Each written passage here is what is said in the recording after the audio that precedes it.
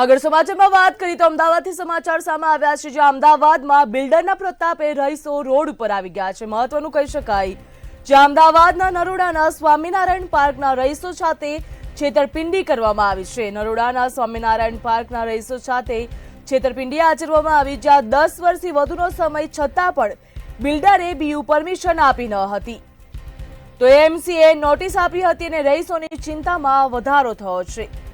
10 વર્ષથી વધુનો સમય થયા છતાં પણ બીયુ પરમિશન આપવામાં નથી આવી, તો કોર્પોરેશને અચાનક જ નોટિસો પાઠવતા મામલો સામે આવ્યો છે। કોર્પોરેશન દ્વારા નોટિસ પાઠવવામાં આવી હતી, તેના કારણે આ મામલો સામે આવ્યો છે, જ્યાં 1600 મકાનો અને 500 જેટલી દુકાનો ઉપર લટકતી તલવાર જોવા મળી રહી છે। 10 વર્ષ બાદ એમસીને બિલ્ડરને નોટિસ આપવાનું સૂચ્યું, જ્યાં રહીશોએ હપ્તે મકાન અને દુકાનો લીધી હતી। હવે તેમની ચિંતામાં વધારો નીપજ્યો છે।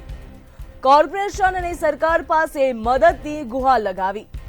રહીશો દ્વારા કોર્પોરેશન અને સરકાર પાસે મદદની ગુહાર લગાવવામાં આવી છે, જ્યાં રહીશોએ હપ્તે મકાનો અને દુકાનો લીધી હતી, તેમની ચિંતામાં વધારો થયો છે।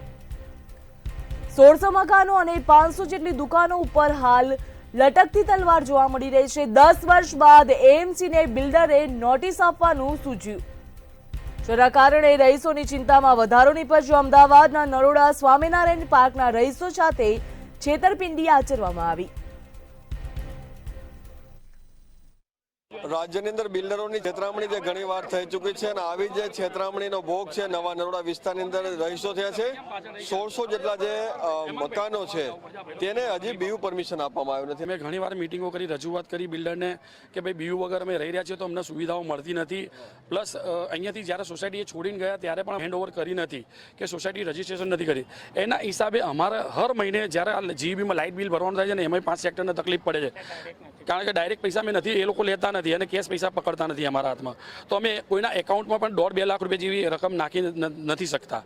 એટલે ઘણી બધી અને આટલી તકલીફનો સામનો અમે લગભગ છેલ્લા 14 વર્ષથી કરીએ છીએ। છેલ્લા 14 વર્ષથી અહીંયા રહીએ છીએ સ્વામિનારાયણ પાર્કમાં, અને દિવાળી પહેલાં જે દુકાનોવાળા છે એમને નોટિસો પાઠવી હતી અને અમારી પણ નોટિસો એ લોકોએ તૈયાર કરી રાખેલી છે। તો અમે તો મકાન લઈને પણ પસ્તાયા છે। અમે રિટાયરમેન્ટ માણસો, અમે રજૂઆતો કરી અવારનવાર। અમારા જે 5 સેક્ટરના જે નિમેલા જે ચેરમેન સેક્રેટરીને બધા છે એમણે ઘણીવાર રજૂઆતો કરી કે હા તમારા બીયુ પરમિશન અમે લાવી આપીશું, અને બધી એટલે ખાલી મોનું જેમ કે લોલીપોપ જેવું જ છે, એને કંઈ કર્યું નથી આ વિશે।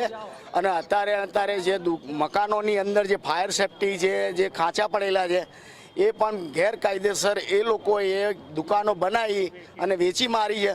ભવિષ્યની અંદર ઘરોમાં કોકને આગ લાગી જાય તો ફાયરવાળા ક્યાંથી આવે ને અમારે ક્યાં જવું કે તમારે બીયુ નથી, ખાલી બીયુનું જ નોટિસો છે બધી જે બી છે।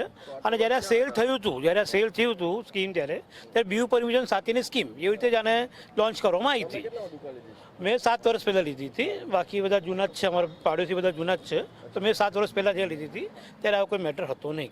તો હવે શું કરશો? દુકાનો ખાલી થશે તો અમારે તો રસ્તા ઉપર આવી જવાનો વારો, કેમ કે અમે લોકોએ લોનો લઈને આ દુકાનોને બધું વસાવેલું, અમારું ગુજરાન આના ઉપર ચાલી રહ્યું છે। જો અમે આ દુકાન બંધ થઈ જાય તો ક્યાં જવું, કેમ કે લોનના હપ્તા ભરવાના રહે અને અમારી દુકાનો પણ બંધ થઈ જાય તો અમારો તો ધંધા રોજગાર, ખાવું પીવું છું એનો બી પ્રશ્ન એને ઊભો થઈ જાય। સાહેબ અમને તો નોટિસ આપીને જતા રહે છે, બરાબર, પછી ધરમદેવમાં જવાનું, ઓફિસરના ત્યાં જવાનું, અમે સામાન્ય માણસ તરીકે ક્યાં જઈએ? તો અમારે સાંભળે કોણ? બધાને મરી જવાનો વારો આવે। 10,000થી વધારે પબ્લિક છે મકાન દુકાન ગણીને, એ બધી પબ્લિક ક્યાં જાય? આ બધું આવું થાય તો પબ્લિક તો મરી જવાનો વારો આવે, ક્યાં જાય પછી બધા? અમે તો પ્રયાસ કરીએ છીએ, અમે તો બધાને રિક્વેસ્ટ કરીએ છીએ કે ભાઈ બીયુ આપો, બિલ્ડરને કરીએ છીએ, એમસીમાં કરીએ છીએ, બસ આ વેઇટ કરીએ શું થાય હવે આગળ। તમારા તરફથી એક જ મદદ જોઈએ છે, તમારા તરફથી એક જ મદદ જોઈએ છે કે તમે એવું કંઈક અમને વ્યવસ્થિત ત્યાં મંત્રીઓ સુધી, અધિકારીઓ સુધી પહોંચાડો કે આમાં બિલ્ડર પૈસા ભરી આપે અને અમને બીયુ મળી જાય।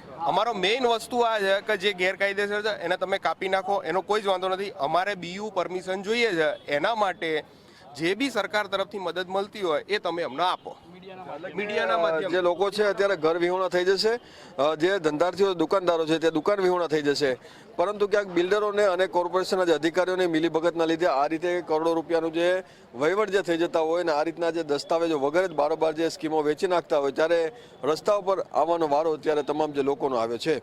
કેમેરામેન કૃણાલ રાણા સાથે મિહિર દુધરેજા, મંતવ્ય ન્યૂઝ, અમદાવાદ.